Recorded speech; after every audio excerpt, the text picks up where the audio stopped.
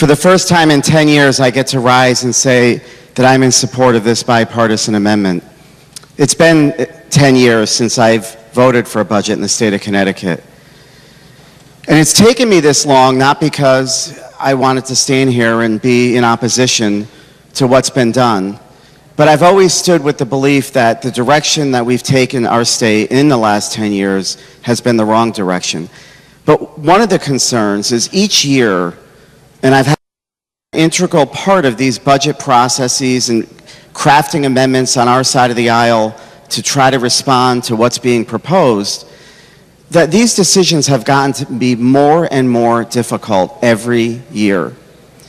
And that's because our situation continues to get more and more dire. I don't disagree with a lot of statements that have been made on the other side of the aisle to concerns with the budgets, some of these proposals. But we cannot let the perfect get in the way of the good. And I think there's a lot of good in this budget. It was just spoken about the training program for minority teachers. This budget does not eliminate that program, but it moves it over into CHIFA, so it can continue as an offline item. We believe that program is important for the state of Connecticut, but we have to find a new way to fund it because we don't have the operational costs to do it. And so that is one of the creative ways that we've come to try to protect our programs that do help our cities. And I think we can't forget the impact, I think, that the other alternative amendment that was put on the table. Shifting teacher retirement to our towns creates a $300 million burden to all of our communities, cities and towns. In the alternative, we felt that that's an obligation that the state needs to continue to pay. And so as such, we have proposed eliminating the cap on the car tax. And believe you me, that car tax elimination doesn't just impact cities. It impacts all of our towns. Because of the first proposal that the governor had made back in February, I know my community has already passed a budget that has had a significant mill increase that has not only pushed them over the 32 mill increase, but in this next budget year, they'll probably be over the 37 mill increase as well. And despite that, knowing that that revenue is going away, which is only 70 million compared to the roughly 300 million of teacher pension obligations that could be thrusted upon them, CCM and Cost have come out in support of this budget. Why? Because we are putting forth an infrastructure that protects their tax revenue source, the only one, good or bad, the property tax. And at the same time, it's providing some reform and mandate relief to get us through the next 2 years. This dialogue is going to be far longer than just a one-night dialogue and we all go home. This is going to be another 10-year dialogue because it took 10 years to get us to where we are. And I do believe, and that's why I have voted no on all those past budgets, because we've been in the wrong direction for 10 years. And I would hope that the other side of the aisle would give serious consideration to this amendment,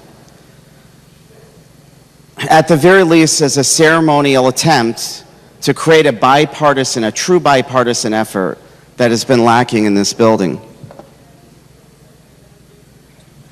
We've heard about the ECS formula and the impact that it would have on our cities.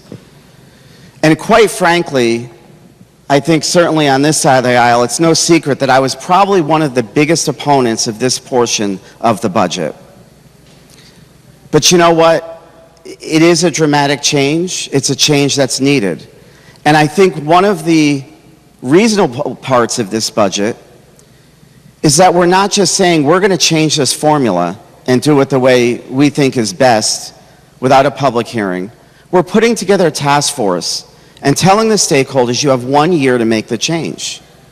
And if the change isn't made, this is the policy that we think is best for the state of Connecticut.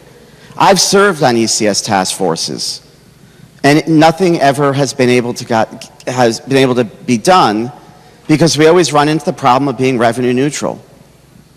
And if you look at this formula takes into consideration English language learners. It takes into consideration student populations. And if we look at the trends, the student populations are growing in the cities and shrinking in the suburbs. And if you run this ECS formula out over time, the cities are getting more money to support education. Now, that might not bode well for my town in the future, but we've provided my communities with the tools to save money as we see reductions in education. Reforms like allowing shared superintendents or not having a superintendent at all, those are big dollar savings. I think there's a balanced approach here, and I think it's simple to get up and oppose it. But the alternatives tonight aren't good, because we only have 2 weeks before this executive order goes into effect. And we've had since January to craft a budget. And a budget hasn't been produced that could pass out of both chambers at this point. But today we have an opportunity. We have a budget that's been given to us by the Senate. It's not perfect, but I think it is good, and I think it should pass. Thank you, Mr.